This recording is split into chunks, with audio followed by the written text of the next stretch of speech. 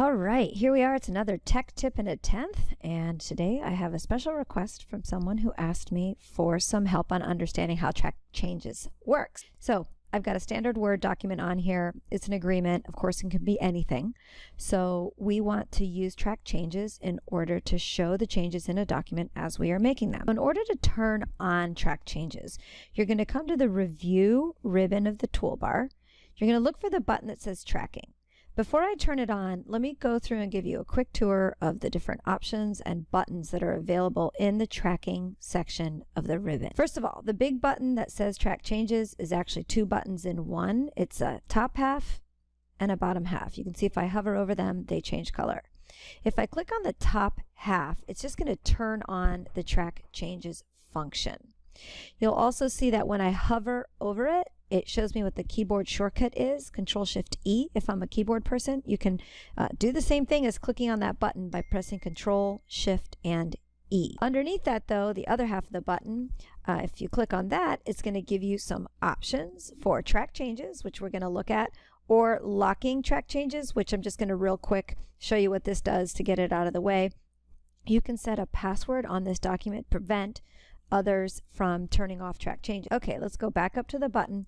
And if you choose to just click the top option, it's really the same on this drop-down list as having clicked the button above. You'll see that right now Track Changes is turned on because that button is depressed. So if I start adding text, it's going to show me on the screen where I have added text with blue underlined text. And if I delete text, which I'm just going to do this, it's going to show it to me in struck through red text. It's important to notice that over on the left-hand side, it's putting these little bars. They're just visual indicators letting me know that a tracked change is in that section of my document. I'm going to turn this off for a second just to continue going through some of the other options that we have. So I'm going to turn off track changes. I simply click that button. So now if I add more text, make any edits, those edits are not being tracked, meaning there's no visual indication that I changed the document. So as you're working through the document and as necessary, you can turn track changes on and off.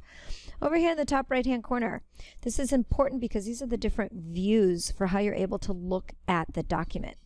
By default, it should be showing you all markup. You'll see that my four choices are simple markup, all markup, no markup, and original. So let me tell you what those mean. If I'm looking at all markup, I am seeing all deletions and insertions, and the margin indicators are visible. If I switch to simple markup, what it does at that point is it hides the track changes in the body of the document. It shows me that there are track changes in the document by using the indicators in the margin, but it's allowing me to look at the document as if all the changes suggested were accepted. That means struck through text is removed, inserted text is in the document. So that's what simple markup does. Now, if I go to no markup, it just removes those indicators from the margin and lets me see the document with all of those changes accepted. And then finally, if I choose to look at it in its original format, it's going to hide all the track changes and the markers and show me the document in its original format without any of those markings being visible. But do note that the text that I added when track changes was turned off is considered part of the original document because it doesn't have anything to do with the track changes. So just want to make sure you understand all that. And then two, another thing that I get a lot of questions about are balloons when the comments, the edits, or the changes are shown in the margin all the way over to the right.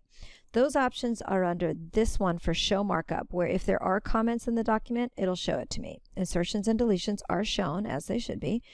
Formatting, if you don't care that somebody changed from Arial to Times New Roman, that somebody removed all your double spaces after the period and turned it into single space, then you can uncheck the box to show you formatting changes. And then this is the one where people really want to see it go, and that's the balloons. You're going to come down to balloons and choose to show all revisions in line rather than in balloons. If you have multiple people that have been working on a document, let's say there's 3 of you, and you want to see only the changes suggested by Bob, then you can come to specific people and only show the changes by Bob. All reviewers that are part of a document or a collaboration through track changes will be listed here. Now, as a side note, you might sometimes see Microsoft User 1, or you might see a name that doesn't make sense. That's going to be based on that reviewer's settings on their computer. So don't be surprised if you don't see someone's actual name there. The reviewing pane, if you want to take a look at it, will show it either over on the left-hand side is a vertical display, or down on the bottom if you want to be able to go through and get sort of a synopsis of all the changes that you see. Now, let's turn track changes back on for just a couple of more steps so I can show you a few more things. Track changes is on. Tracking is on. Why is my text blue? And then why is it red if I delete something? Or let's cut and paste and move something here. If you cut and paste or copy and paste or move, it's shown as being deleted in one place but added to another. You have some more choices as to how you're looking at track changes, so let's dive into those real quick. In the bottom right-hand corner of this section for tracking, there is an insultingly small button. You want to click on it. Many of the options that we just reviewed from the ribbon are also visible here. Show comments or don't show comments. Show insertions and deletions or don't, which wouldn't make sense. Formatting, show it or not. Balloons in markup view, show nothing. Show revisions. Again, these choices are up to you. And then the reviewing pane is off. So basically everything up in this area I can set using the ribbon. Change username is where you would go if in one of those cases I mentioned earlier, it might say Microsoft User 1 or it might not have the correct user's name. This is all part of the settings inside Word, so you would change that in here if it's not your actual name that's in there. The really important part that I want to make sure and show you is under Advanced Options, because this is where you can set the colors. As a note, you cannot set colors and expect that a recipient who looks at your document in their Microsoft Word or on a Mac are going to see the exact same colors. There's an algorithm behind the colors that are chosen, and there's a reason for the colors. So when we're looking at these advanced track changes options, I just want to point out over on the right-hand side, before we talk about the left-hand side, that it'll show that insertions are going to be underlined in there in blue. By default, though, what you'll often find is that the colors will display an option to show by author. That's because if 6 of us were all collaborating on this one document and there was 12 different colors, it would be impossible for you to know which ones were my suggestions to the document. So by default, the way track changes works is it assigns each user a color. All of my insertions and deletions would be red. All of your insertions and deletions would be in blue. What we can do, though, is change insertions and deletions and override that setting to say, okay, well, I want all of my insertions in blue. I want all of my deletions in red.